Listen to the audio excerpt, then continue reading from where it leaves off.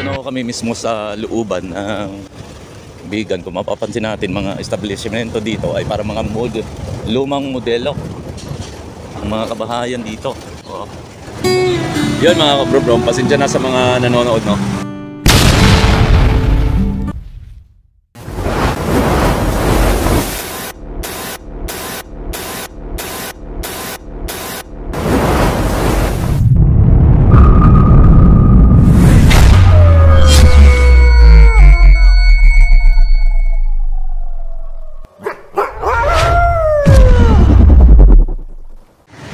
Yon mga kabrom-brom, welcome na naman sa panibago nating vlog. Ang vlog natin ngayon ay yun nga, nakapaggalak tayo dito sa Bigan, Ilocos Sur, kung saan papasalamat tayo kay Bossing Mark at saka kay sa madam ko Emily. Napasama tayo dito sa Bigan para lang makasilip at magkaroon na rin ng content. So business naman ang binantahan nila dito at sinama nga tayo. Tara, samahan nyo kami kahit paano sa aming pamamasyal. So pakita ko na rin sa inyo ang aming mga dinaanan na lugar na pinuna natin ng mga ilang clip. So napakaganda. Hindi ko nadala ang aking tripod pala. Nasa sasakyan.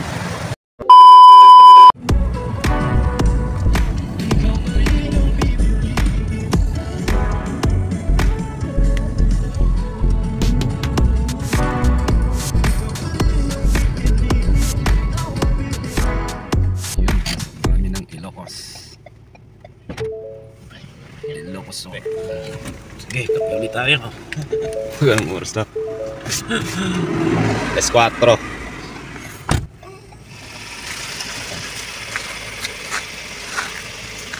Yun, alas 4. Dito lang kami sa pasok na kami ng Ilocos.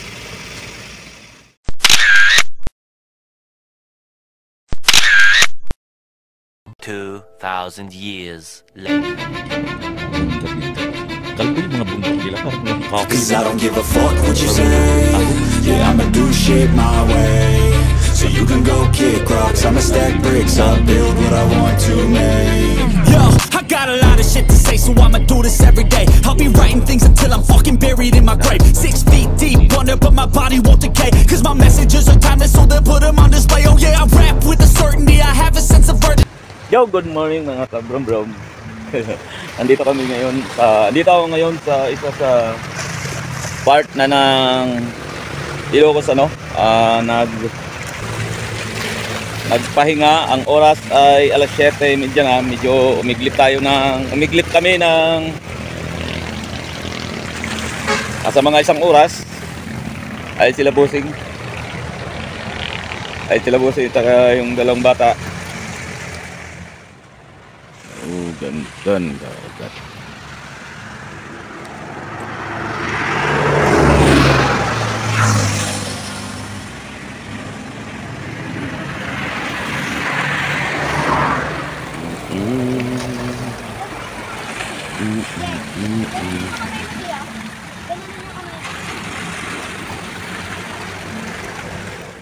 Tulis na nga ba to?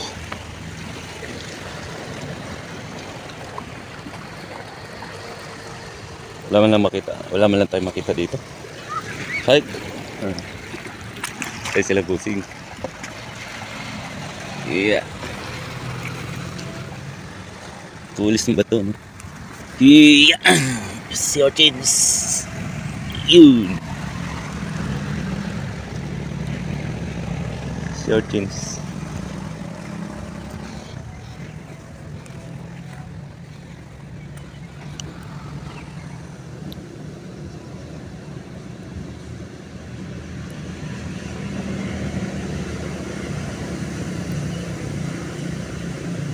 Para makasinghot dito sa tabing dagat, Bigan. So maya lang ay didiretso pa kami ng Bigan mismo. Nasa 1 oras pa na biyahe bago kami makarating. So yun, dito muna kami para makasinghot ng dagat. Sila Bossing, lakad-lakad. Pino ng buhangin Pino ng buhangin. Malayo. Kita man sana ng shell pasalubong sa buboy ko.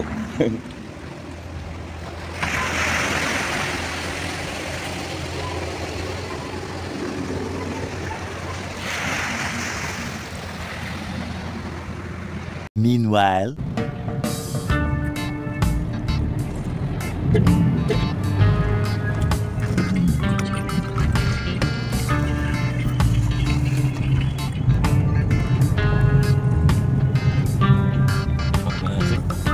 Parang may resort lang tayo. Private resort. May resort. Yung taxi. Ibang klase yung mga bato nila. Tutulis.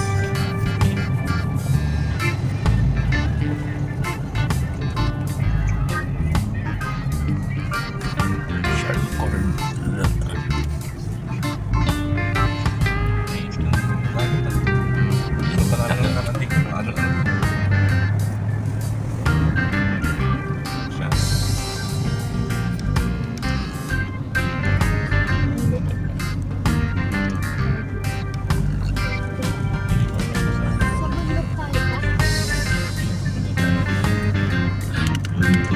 Dadaan tayo sa tulay na yan.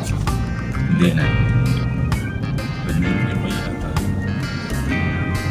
Siguro daan yun. Ano yung pinakamataas pa ba doon? Ringgit ang pinakamataas. Kaya maingay.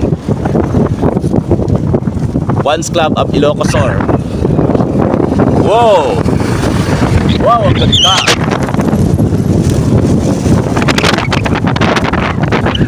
Wow, ang ganda dito. Oh, yun yung po yung dating tulay. Ito na rin yung bago. Ito yung dating tulay na kailan lang kayo nung nakakataon lang nasira. Oh, wow, ganda. Wow. Wow, ganda. Kabila, ito yung dating tulay, bridge. Na sa lakas ng tubig, bumigay yung gitna.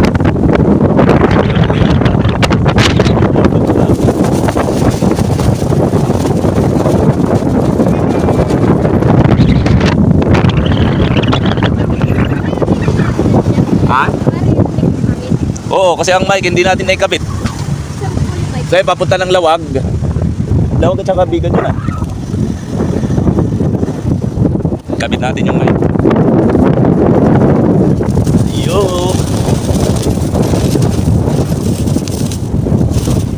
Pasensya na po sa ano. Tala, tumigil tayo dito. Dito andan eh. Talagang lumapit lang si Bossing dito para makuha na natin ang video. Wow. Ito yung dating tulay. Ayan. So ito yung dating tulay. Oh, nilapit lang talaga tayo si Bossing dito. Nilapit lang kami dito para makuha na ng ano, view. Oh, balik lang kami. Ganda ng dating tulay, ano? Tapos tingnan naman ang view, sa bundok. Oh, ganda rin, ha? Ganda, oh. Saan na tayo mag-video? Oh, picture. Marami sa Bigan. Yun, balik na kami. Diretso na ng Bigan. Yung tulay na nilapitan natin, oh. Sabi pa nga ni Bossing na nakuha na ng video yun nung bumigay. Nakuha na ng video mga nitong nakaraang taon lang. So, sobrang taas ng tubig. Inabot yung tulay, ayun, bumagsak. Kaya salamat kay Bossing dahil nilapit talaga tayo doon para makakuha tayo ng malupitang video, makuha na natin ng malapitan. At pagpa-picture na rin kami ni Jay.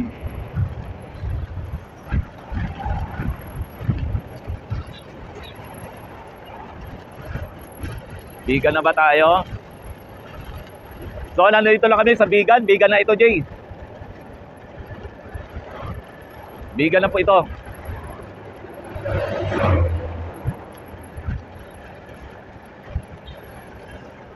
Lawak, oh. Wow. Kikita natin, kambing, baka.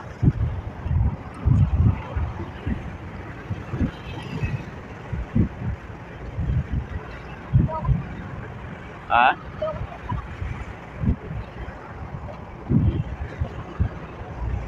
A A few moments later. Dito na ako kami mismo sa looban ng Bigan. Kung mapapansin natin, mga establishmento dito ay para mga lumang modelo.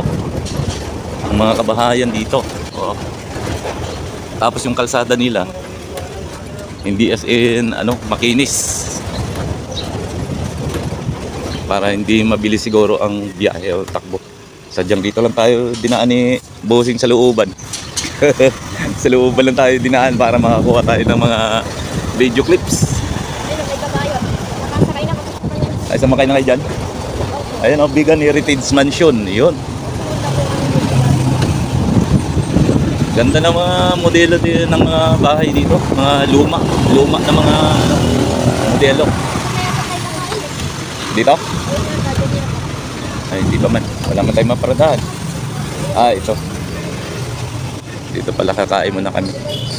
Kain muna kami, guys. Kay gutom na, guys. Yeah. Stop over. Eating time. Hi, lang. Welcome to my guys.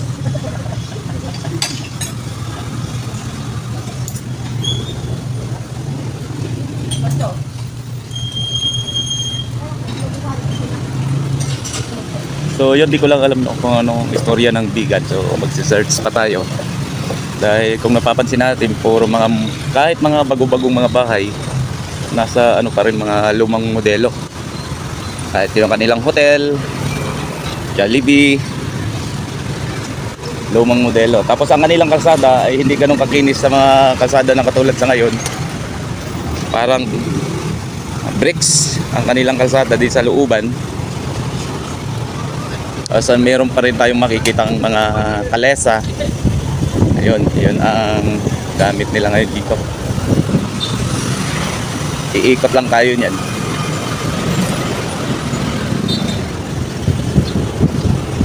So dito mismo kami sa bayan ng Bigan. At tatapos lang namin kumain. So ipakita ko na lang sa inyo ang kanilang mga specialty dito. Marami silang putahe ng kambing, may baka at may baboy din naman. So mga bahay, mga lumang modelo, mga bricks ba ang tawag niya? Parang masisira na itong bahay na ito. Yung mga bintana, may bagong modelo pero may lumang modelo din na under renovation na ito.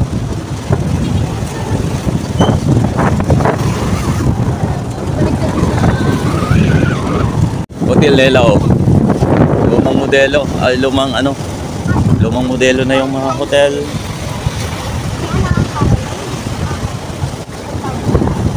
Babalik tayo dyan sa dinaanan natin kanina. Babalik tayo dito. Dinaanan na natin kanina eh. Yung may hotel na daw. Yung kanilang kalsada. Mga lumang modelong kalsada, mga kabahayan, kahit maliliit na mga kabahayan. Ayan talaga, kahoy.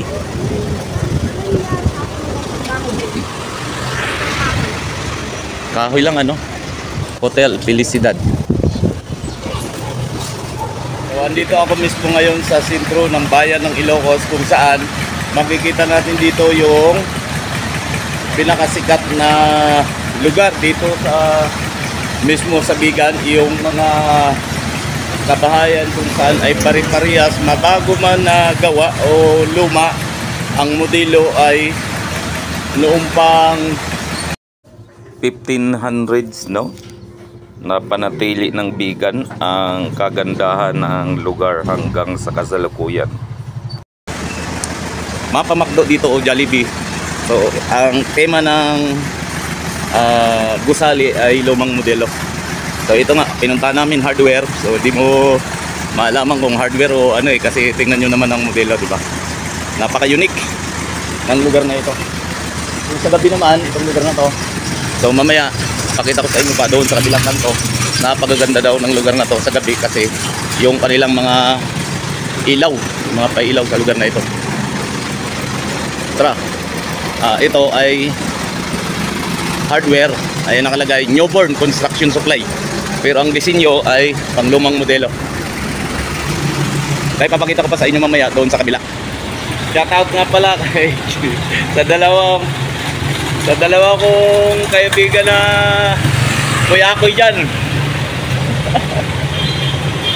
Boss, dito na kami sa Bigan. So, di naman kami nahirapan sa pinasok natin sa sadya natin doon sa pinuntahan natin. Di naman kami nahirapan. Ang mahirap lang, naiwan namin yung gamit namin. Di naman pwede kami bumalik dyan.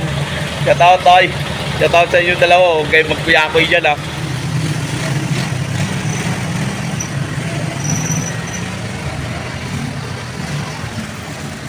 Kanilang drainage ay lumang modelo din ng bahay.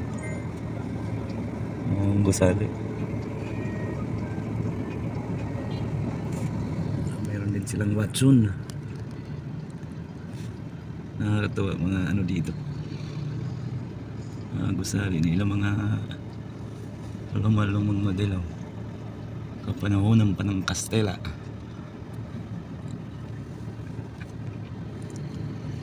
Meanwhile, Sashimi.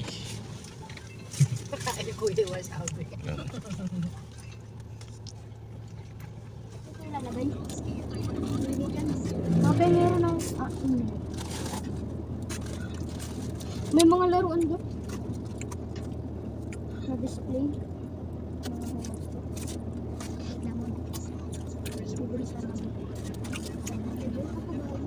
Tapos may Toy Story. Ay, ano? Ano gusto nga? Pili ka rito. Ako 6. Next week punta tayo rito para bumili tayo ng sandakot na makmak yan. Mag-expressway lang tayo para bilhin lang yan. Kasi sa restaurant, 5 piraso. Magkano? 300. 300. Saan ka naman tayo? Yun mga kabro, pasensya na sa mga nanonood, no?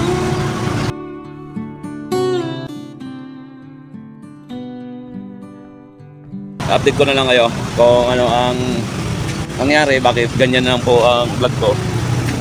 So kanina kasi, kagabi kasi, alam niyo naman, gabi ang biyahe namin. So nanibago ako o iwan ko, hindi man lang ako nakaiglip kahit isang oras. Kaya medyo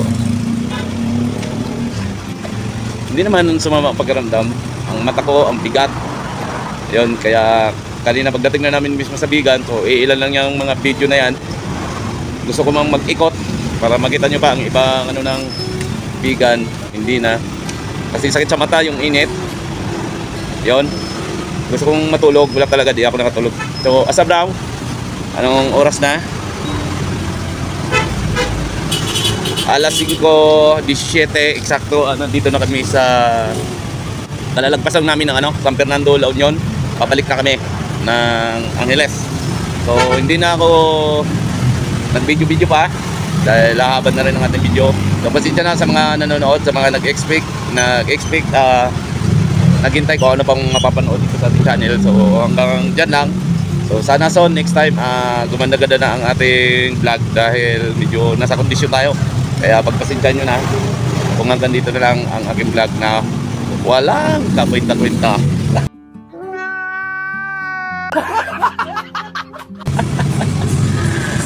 So pasensya na kayo sa vlog natin ngayon dahil talagang kulang ng buhay, matamlay. Ayun, dahil nanibago lang ako sa mahabang biyahe. Di talaga ako nakaiglip. Okay sana kung naka-iglip tayo kagabi para magkaroon tayo ng resistensya. Wala eh. Kaya so hanggang dito na lang. Maraming salamat. Peace out.